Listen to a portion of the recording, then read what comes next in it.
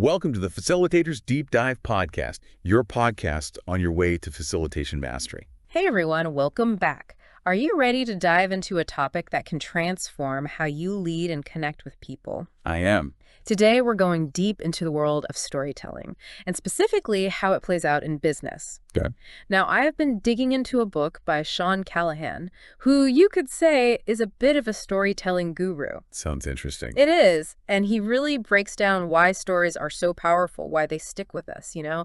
Like, have you ever noticed how you can remember the details of a good story years later, but you can't remember what you had for dinner last night? Yeah, for sure. So Callahan digs into all of the science behind it, and it turns out there's a lot more going on in our brains than we might realize. Well, you know what I find really fascinating is that storytelling isn't some kind of new trick. It's like we're hardwired for it. Well, it's like in our DNA. Yeah, it goes way back. I mean, think about it. Humans have been telling stories for like forever. Totally. It's how we make sense of the world. It's how we learn, how we connect, how we share knowledge. So yeah, this idea that it's some new fad in business, it's just not true. And Callahan really emphasizes the science of it all. Like, our brains are literally wired to respond to stories in a different way than, say, just straight facts and figures. Right. It's not just about entertainment. There's some serious brain power at play here. Okay, so break it down for us. What's happening up there when we hear a good story? Well, first off, stories engage our emotions, right? We feel things when we hear a good story. And those emotions trigger all sorts of activity in the brain. Okay, so emotions are key. Totally key. Because when we feel something, we remember it better. Think about a really powerful movie you've seen or a story someone told you that really stuck with you. Like, you can practically see it happening again in your mind. Exactly. Mm-hmm. Because stories create these vivid images, these sensory experiences, and those get imprinted in our memory. And that's something that logic or data alone often can't do. So it's like stories are a shortcut to long-term memory. Exactly. They bypass all the logical clutter and go straight for the emotional centers of our brains. That's fascinating, but it makes me wonder, if stories are so powerful, why don't we use them more in business? You know, why are we so stuck on spreadsheets and presentations?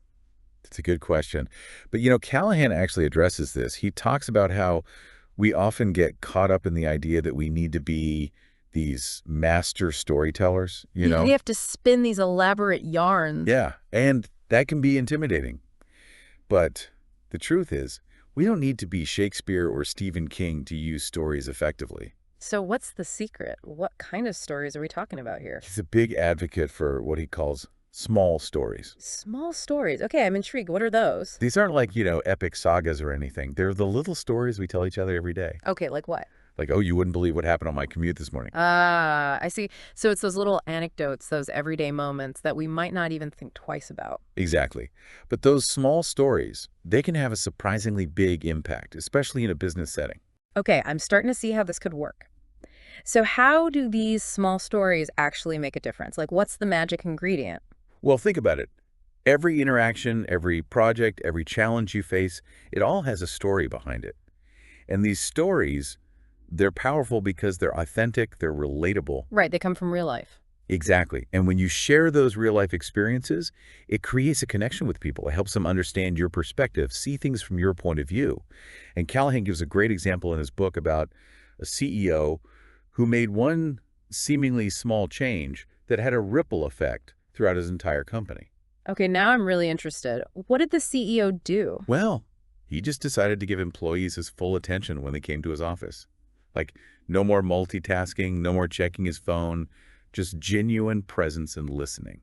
That sounds simple enough, but I can already see how that could be powerful. Right. I mean, it's a small story, but it speaks volumes about respect. Yeah. About valuing employees. And it created this whole shift in the company culture. So it wasn't just about that one interaction. It was about setting an example. Exactly. And that's the thing about small stories. They can spark bigger conversations, inspire action, and even shift mindsets. Now I get it. It's not about telling these grand, sweeping narratives. It's about finding the meaning in those everyday interactions. You got it. Now, let's take this a step further. Let's dig into some specific types of stories that you can use to become a more effective leader. Okay, I'm ready for it. What kind of stories are we talking about here? Well, Callahan breaks it down into a few categories. Okay. We've got connection stories, clarity stories, influence stories, and success stories. And they all serve different purposes, which is really cool. Like, it's like building a storytelling toolkit, Right. Different tools for different situations. Exactly. And that's what we're going to unpack next. So let's start with connection stories. These are all about building rapport with people, finding common ground. You share a little anecdote and suddenly there's this connection, right? Oh, yeah, totally. Like, it breaks down barriers. It's like you go from strangers to people who've shared an experience, even if it's a small one. You feel like you know them a little better. Exactly. And Callahan gives a great example in his book. It's about this IBM salesperson. And she finally felt comfortable opening up to her colleagues about her child with Down syndrome. I remember that one, yeah. It was really powerful. You And it wasn't just about them seeing her differently, right? It created this ripple effect. Yeah, like this wave of understanding and empathy. And it made other people feel safer to share their own stories. Exactly. So connection stories, they can be really powerful for building trust and creating that sense of belonging within a team. Makes sense. Okay, so what about clarity stories? I'm guessing these are all about explaining things clearly, but is there more to it than that? You're right. They are about clarity. But it's not just about being clear. It's about using a story to help people understand something complex or maybe a process or just getting everyone on the same page. Okay, so like instead of just giving people a bunch of information, you wrap it in a story. Exactly. And Callahan uses the example of, um, explaining a budget cut to a team. That's never an easy conversation. Oof, no, not at all. But instead of just presenting the bad news in this kind of dry, factual way, the leader in this example, he frames it as a narrative. So he tells it like a story. Yeah, he talks about the past, the reasons for the cut, kind of setting the stage, and then he brings it to the present like, here's where we are now. Okay, so there's a beginning, a middle. Right, and then he ends with a vision for the future, like, here's where we're going.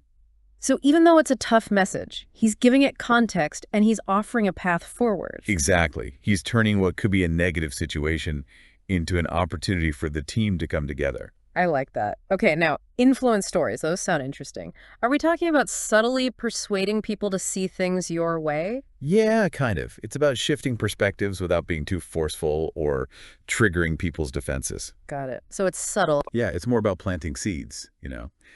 And one of the examples that Callahan uses is this classic spatial puzzle experiment. Oh, right. The one where they paid some people to solve a puzzle and others did it just for fun? That's the one.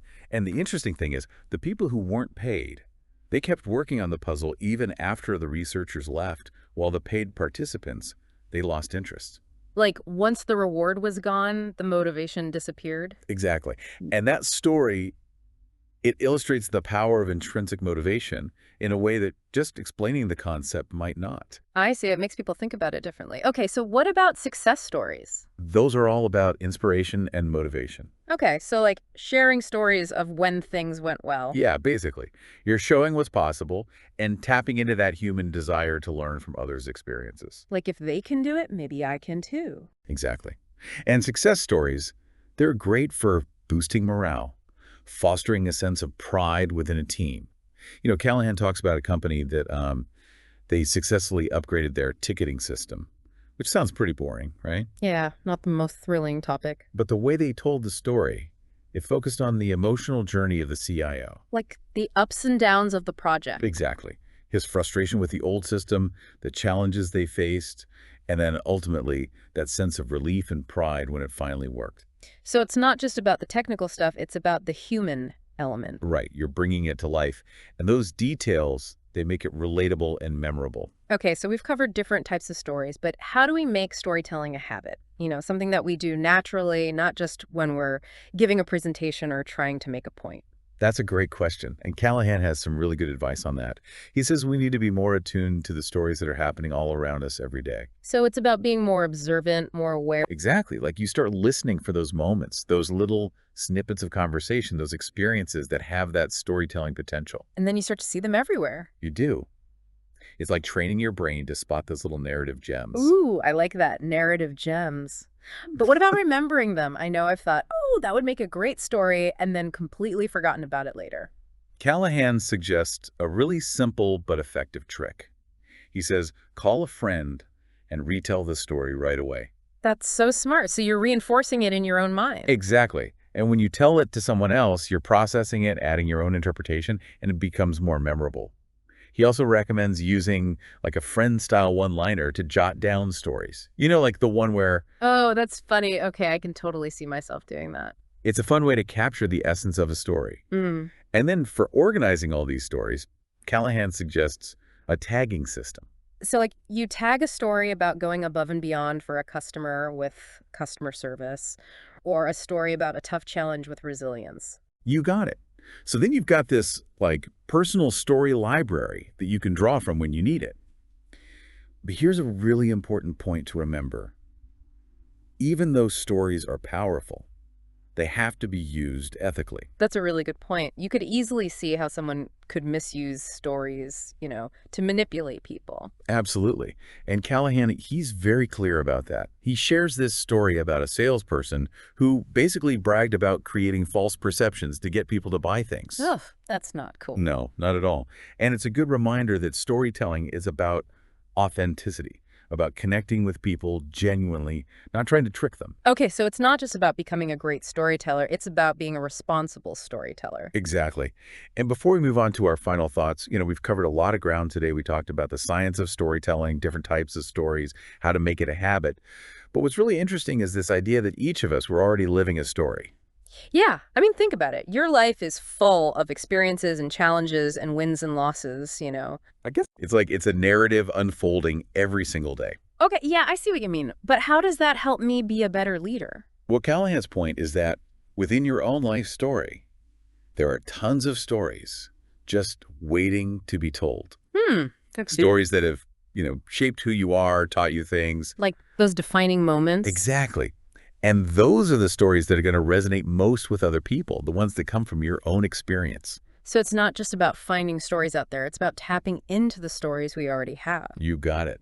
And those stories, the ones that really mean something to you, those are the ones that will connect with others on a deeper level. Because they're authentic. They're real. Exactly.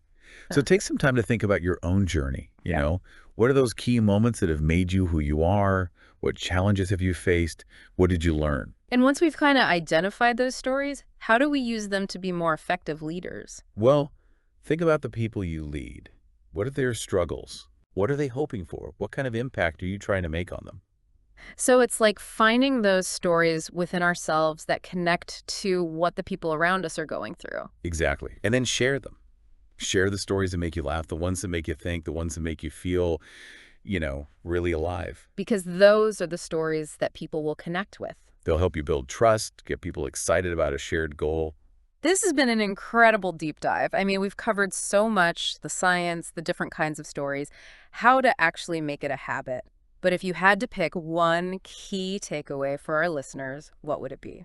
Don't underestimate the power of your own story. You have a story to tell, and it can make a difference. Share your experiences, your insights, all of it. That's a great reminder. And for those who want to learn more from Shawn Callahan himself, where can they find his book? You'll find a link in the show notes. It's got tons of practical advice and inspiring stories. Perfect. Well, that brings us to the end of our deep dive into the power of storytelling. Thanks for joining us on this journey. It's been fun. Hopefully you've picked up some valuable insights that'll help you unlock your own storytelling potential. I think so. And remember, your story matters, so keep those stories flowing. Absolutely. Until next time, keep exploring, keep learning, and keep telling those amazing stories. See you next time on the Facilitators Deep Dive podcast, your podcast on your way to facilitation mastery. Until next time. See you then.